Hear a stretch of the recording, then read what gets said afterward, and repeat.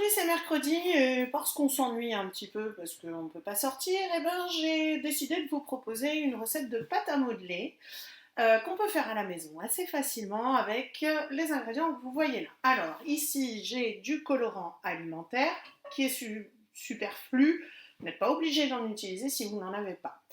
Du sel, du bicarbonate de soude ou de la levure chimique à gâteau, vous pouvez remplacer, de la farine classique et de l'huile végétale, type tournesol, huile d'olive, etc. Un verre qui va vous servir de mesure, une casserole parce qu'il faudra faire chauffer, donc il faudra demander l'autorisation à papa-maman ou à une grande sœur qui maîtrise la chaleur de vous aider, et puis un récipient pour après quand la pâte sera faite. Alors, la recette est assez simple, il nous faut 2 tasses de farine. Alors, on va essayer de ne pas en mettre partout, comme d'habitude. Donc, 2 tasses de farine. Alors, j'ai pas choisi des tasses, j'ai choisi des verres. Et j'utilise toujours le même pour avoir toujours la même mesure. Donc, on commence par ce qu'on appelle les produits secs. Donc, la farine, le bicarbonate de soude, le sel.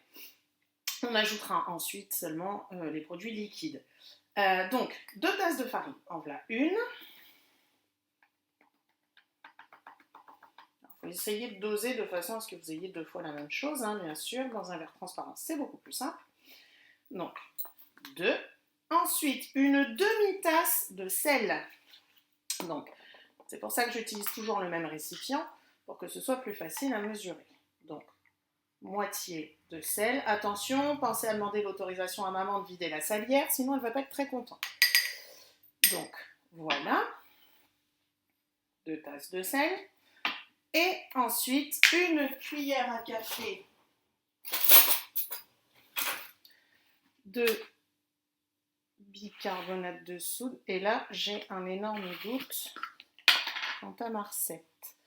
Mais normalement, c'est bien ça. Donc, le bicarbonate de soude, ça se présente sous forme de poudre.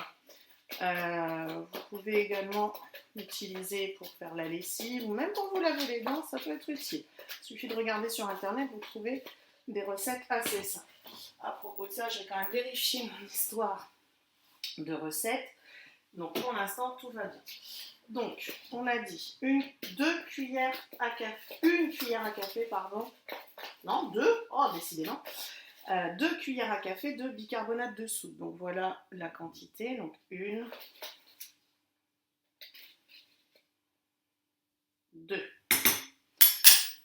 Voilà. On va mélanger avec une fourchette pour enlever un petit peu les grumeaux de bicarbonate notamment, pour que votre pâte ensuite soit un petit peu plus lisse. Voilà. Pas besoin d'aller trop vite. Et ensuite, il nous faudra également une tasse d'eau chaude que bien sûr j'ai oublié de faire chauffer, sinon ça n'est pas drôle. Donc, vous ne me voyez plus mais vous m'entendez. La tasse d'eau chaude. Voilà. On va mettre ça en route rapidement. Donc, vous avez besoin, non je ne suis pas très maligne, je vais la faire chauffer au micro-ondes, ça ira beaucoup plus vite. Voilà, donc la tasse d'eau chaude, même quantité d'eau chaude que de farine, d'accord? Donc on fait au plus rapide. Le micro-ondes, ça marche très bien et c'est très pratique pour ça, surtout quand on a oublié. Donc voilà, on fait chauffer. Ensuite, on aura besoin donc d'une cuillère d'huile végétale, une cuillère à café, d'accord?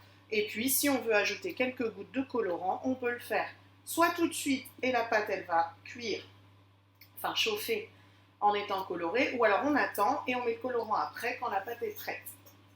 Et comme ça, on peut faire plusieurs couleurs. C'est une pâte à modeler qui n'est pas toxique, on peut manipuler avec les petits frères et sœurs, et qui, vous voyez, ne coûte pas hyper cher à la fabrication. Donc je rappelle que si vous n'avez pas de bicarbonate de soude, vous pouvez prendre de la levure à gâteau. Ça marche très bien, ça aura exactement le même effet que le bicarbonate. En plus, c'est une recette de pâte qui va se garder un petit peu au frigo. en étant couvert, ça marchera très bien et ça ne posera aucun souci. Donc, on va récupérer l'eau qui est en train de chauffer dans le micro-ondes, qui doit être normalement, je pense, chaude. Oui, voilà. Donc, la tasse d'eau chaude que l'on va mélanger à la cuillère d'huile tout de suite pour éviter après la catastrophe. Donc, la cuillère d'huile végétale. Et donc, on va fabriquer une super pâte à modeler et non pas pâte à sel. On sera un petit peu au-dessus. Donc, on commence par mélanger sans avoir allumé le gaz. Là, pour l'instant, je n'ai rien allumé. Donc, ça, vous pouvez le faire tout seul. Pas besoin de papa-maman. Par contre, pour l'étape suivante, demandez bien quand même à papa-maman l'autorisation d'utiliser le gaz, parce qu'il va falloir faire chauffer tout ça, donc on mélange, il va falloir faire chauffer tout ça jusqu'à ce que la pâte se décolle des bords. Donc, moi, je vais tranquillement avec une spatule en bois. Donc, vérifiez bien le fond de votre casserole. Moi, je peux touiller avec une fourchette dans cette casserole-là, mais demandez à maman si vous pouvez le faire, parce qu'il y a des fonds de casserole où on ne peut pas faire ce que je viens de faire là. Donc attention. Donc voilà, on fait chauffer, on attend que la pâte se décolle et forme une boule, et on aura de la pâte à modeler. Faites maison, hyper facilement. Alors pas faire chauffer trop fort, il faut y aller doucement, faites un petit peu patient. Il faut de l'huile de coude et on chauffe tranquillou. Vous voyez, j'ai bien allumé le gaz. Donc voilà, on y va doucement. La pâte se décolle progressivement. D'accord. Et voilà, on va être fin prêt dans quelques secondes. Vous voyez, ça va très très vite. C'est assez simple à faire. Il suffit... Alors attention, parce que quand ça épaissit, c'est assez difficile à tourner. On fait attention de ne pas se brûler. Ne pas tout renverser non plus. Et vous voyez, la pâte est formée. Là, je pense qu'on est bien, parce qu'elle s'est bien décollée.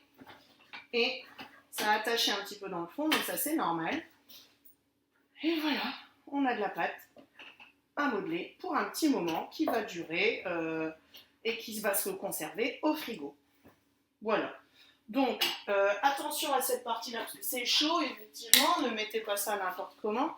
Donc, on va poser ça dans un bol pour laisser refroidir, parce que là, évidemment, vous ne pouvez pas l'utiliser tout de suite comme ça, parce que c'est chaud. Donc, n'allez pas vous brûler avec la pâte, ce serait quand même dommage.